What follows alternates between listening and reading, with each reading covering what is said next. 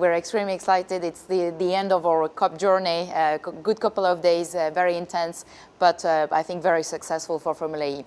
And yes, I think, Formula E is the fastest growing sport on this planet for a good reason, because the sport is very exciting and because we have a very clear purpose. And that's why we are at COP, to talk about our purpose and try and get, people beyond our fans, obviously our fans, but also the rest of the sport to rally with us and make sure that we collectively address climate change. It's important to have everyone around the table if you want to solve climate change.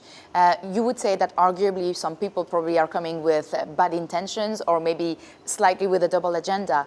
But I'm a firm believer that we will need really everyone, because the challenge in front of us is gigantic.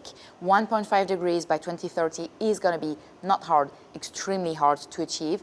And we will need them to also play their part in all of this. So for me, it's a good news.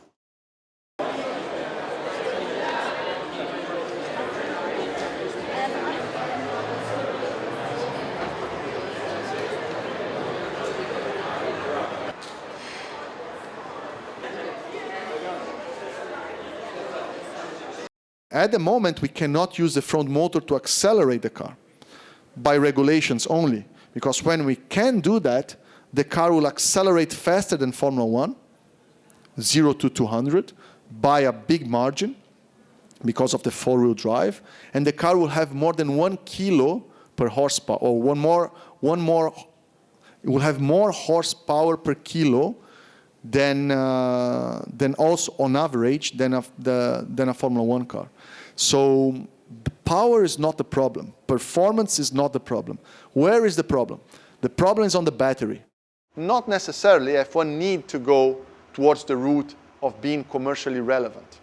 That's number one. And then if they decide to be commercially relevant, then they need to go electric.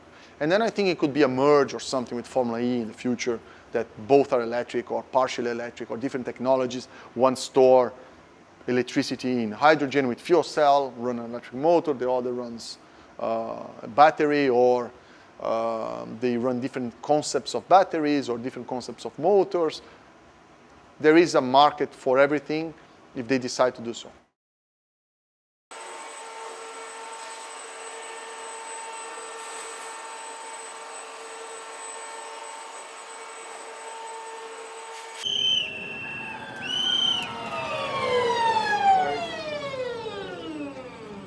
McLaren is celebrating its 60th anniversary this year, so we've been involved in motorsport for quite some time now. Now, most people will know McLaren through the Formula 1 team. That's by far and away our largest asset that we have.